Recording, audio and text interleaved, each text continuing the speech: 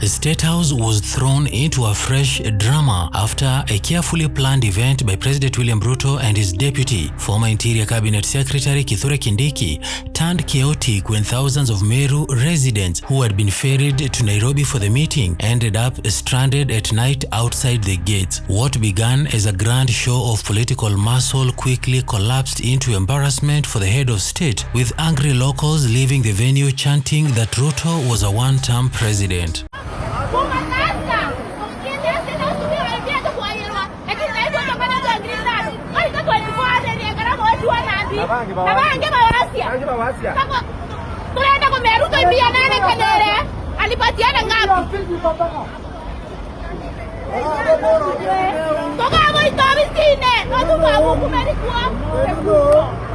As the day unfolded, music, traditional dances and speeches filled the State House compound. The president and his deputy hoped to paint a picture of unity and dominance in a region that has lately shown signals of political fatigue with the Kenya Kwanza administration. Thousands of residents dressed in colorful attire danced, sang and waved placards as cameras rolled. On the surface, it seemed like a triumphant moment.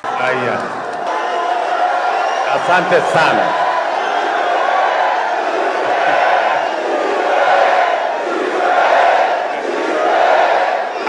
But what followed after the celebrations told a different story. As night fell, groups of locals were seen stranded outside the gates of State House, unsure how to return home. Vehicles that had transported them earlier were nowhere to be seen. Some of the residents alleged that they had been promised facilitation for attending the event, but were left empty-handed. Others whispered that they were simply used to fill the ground and create a spectacle for cameras without any concern for their welfare.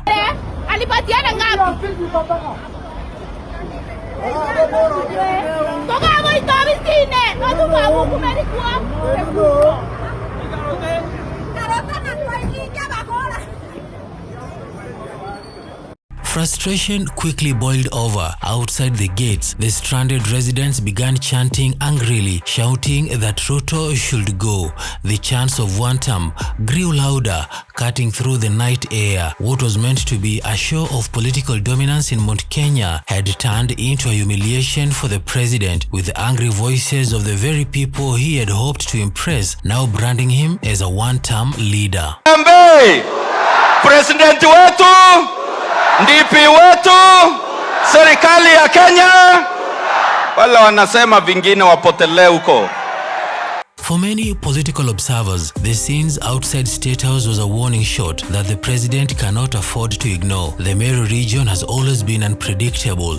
In the last election, the community split its votes, with a significant portion backing RUTO, but still holding out loyal to former President Uhuru Kenyatta and Raila Odinga. With cracks already visible in RUTO's support base across Mount Kenya, the State House debacle now adds to a growing list of political headaches.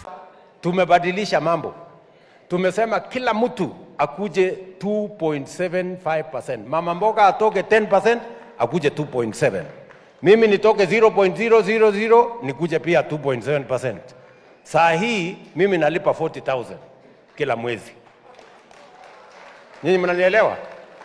Tumesema yule wa mwisho ambaye anaweza kulipa ateremuke. The anger of the stranded residents mirrors wider frustration across the country. Kenyans are grappling with the high cost of living, unemployment, and a sense of betrayal from leaders who made promises that have not been fulfilled. For the Meru locals, being paraded in State House for songs and dances only to be abandoned at night was not just an inconvenience, but a reminder of how politicians use ordinary people for optics while neglecting their real needs. Today, Meru is at peace, as you can see. You've witnessed that. Our leaders are united. Our people are speaking in one voice. And our message is clear. We are firmly behind you and your government. And we affirm that to His Excellency the President, tunasema harambee, harambee. Chants of one term have become common in different parts of the country whenever the president makes public appearances, but hearing the same message shouted by thousands outside the State House itself carried a heavier weight. It symbolized a loss of trust and exposed the fragility of Ruto's political base, even in regions that his team considered safe.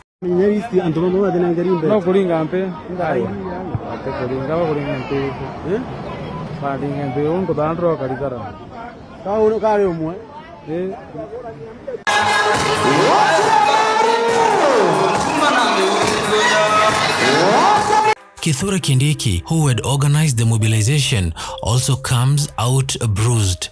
As a senior leader from MERU and the president's trusted ally, his involvement in the fiasco has raised questions about whether he can still rally his community firmly behind the president. Instead of consolidating support, the meeting may have deepened the feeling among MERU residents that their leaders are more interested in State House politics than in addressing real issues affecting their daily lives. Kenya imechelewa kwa mambo ya transformation. Tulianza na nchi ya Singapore. Leo wako first world, sisi bado tuko third world. Na tulianza pamoja. Hapa katikati tulichelewa. Mnanielewa? Na ndio sababu mkanipatia hii nafasi. And I am not going to let you down. Hii nchi tutaibadilisha. The incident also feeds into the growing narrative that Ruto's administration is losing touch with the ordinary citizens. The optics of desperate locals stranded outside the most powerful house in the land, chanting angrily against the very man they had come to cheer, will not fade quickly. It paints a picture of a president surrounded by choreographed crowds but unable to command genuine loyalty. In politics, symbolism is everything.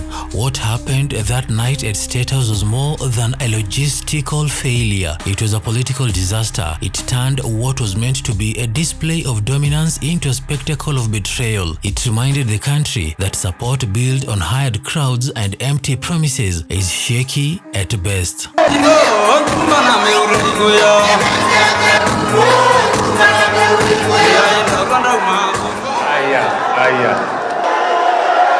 Asante sana.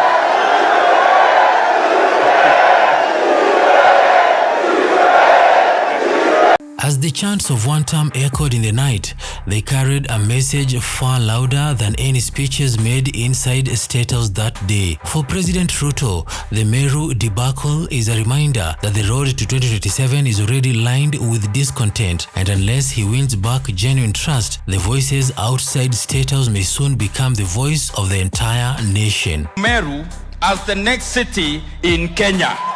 Hatusikizi wale ambao wanaeneza siasa za chuki, za ukabila na migawanyiko na kusema maneno mengi yenye hayana mpango wa kazi. Meru County, saa hii tunavyoongea, is one of the counties where the support of this government is intact. Ati tungojee second term? Hapana, mimi nikamwambia wacha nifanye. Kama kutakuwa na term 2, kuna kazi ya kutosha ya kufanya pia hiyo kwa term 2. Lakini hii wacha nimalize hii na term 1.